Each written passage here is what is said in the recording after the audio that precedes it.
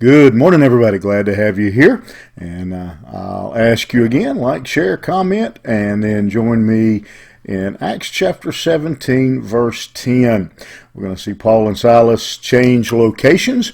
And just to remind you where we are, they had been previously in Thessalonica, and Jason had been providing them shelter, and the community had riled up and came against them. They bring Jason in. They put him under what we, I guess, would call a bond, and forbidding him from helping Paul and Silas any further, and so now we pick up. Says the brothers immediately sent Paul and Silas away by night to Berea, and when they arrived, they went into the Jewish synagogue. Two things, two examples of one point that I want you to see out of this verse. Again, evidently, Paul and Silas obviously were not in Jason's house back in verse 5 when the crowd came in.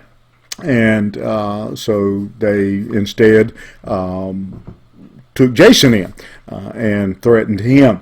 And so evidently Paul and Silas now, maybe they don't even know what's going on. They come back to Jason's house and they hear what's going on. They tell them, Jason and the others tell them what has taken place, and they make the determination that Paul and Silas should leave by night.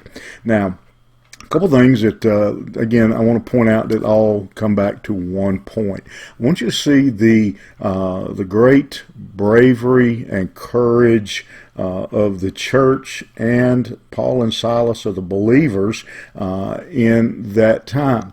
Again, Jason, as I mentioned, was under a financial order that he was out basically on bond. That meant he could not allow Paul and Silas into his house again, or he would lose that bond, maybe be arrested again himself, and probably as well was under the order that if he knew where Paul and Silas were, he had to turn them in. And so he obviously doesn't do that, and instead actually helps them to escape.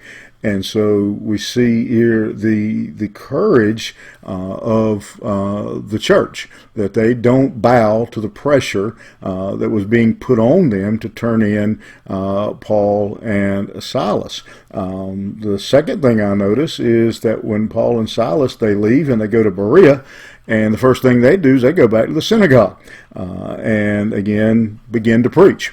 And so we see their courage. They weren't hindered. They weren't slowed down by the threats, and so they just go to Berea and begin to preach some more.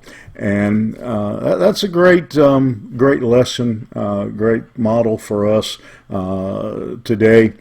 We live in a world that we're not quite in America to this point where just yet, anyway, where we stand in danger of being arrested or something like this bond that happened to Jason.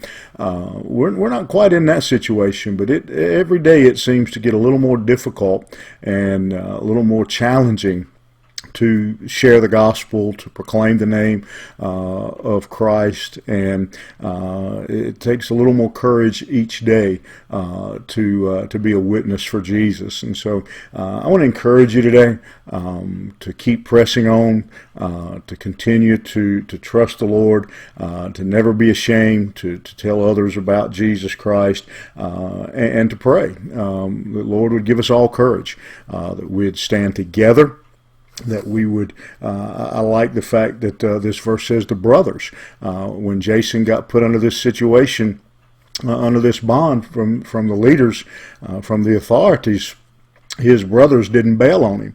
They were still right there with him. They all stood together.